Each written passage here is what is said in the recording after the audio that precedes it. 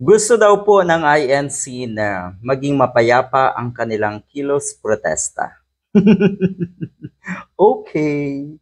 Kaya pinaalis yung mga kapulisan. Eto, gusto naming ipaabot sa gobyerno, wag daw silang manggulo. Sila, yung mga kapulisan na nakadeploy nga diyan sa Quirino Grandstand. Kaya pinaalis na itong isang INC leader, kung sino man ito, na hindi daw nila kailangan ang mga kapulisan diyan sa Luneta, diyan sa Quirino Grandstand. Paano kaya kung kayo ang paalisin? Dahil ang totoo niyan, yan po ay public place, pag-aari ng gobyerno. Mga animal na to. Kakaiba rin. Ito, kayo nga manggugulo. Ano namang gagawin ninyo sa inyo ng mga pulis? Pasalamat nga daw kayo at binibigyan kayo ng seguridad. Yung mga pulis pa daw talaga ang gustong paalisin. Pulis pa talaga ang manggugulo, ang lakas ng amats nyo, ang lakas daw ng tama nyo. Kulang daw kayo sa dinuguan. Por santo. Hindi magugulo ang kapulisan kung wala kayong lalabagin sa batas. Kung ang hangarin ng rally ninyo ay mapayapa talaga, hindi nyo hawak ang kaisipan ng bawat miyembro ng INC. Nakabantay lang yan yung mga kapulisan para sa seguridad ninyo.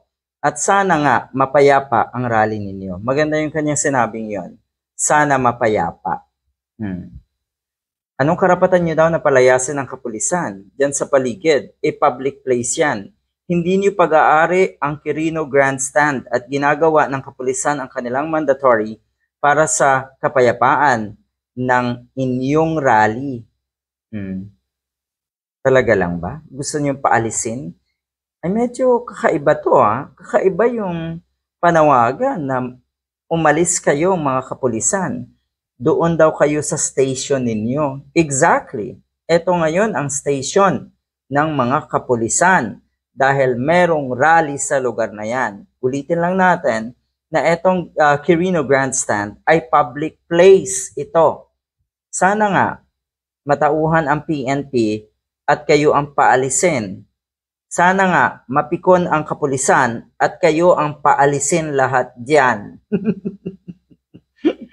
Mga loko-lokong ito, kakaiba rin. Dalawa lang yan eh. Medyo dapat tayong magpasalamat na hindi tayo naging DDS. At parang sa ngayon, gusto ko na rin magpasalamat na hindi ako naging miyembro ng INC. Masaya pala ang buhay pag ikaw ay hindi DDS at hindi INC. Normal pala ang buhay pag ikaw ay hindi DDS at hindi INC. Good luck.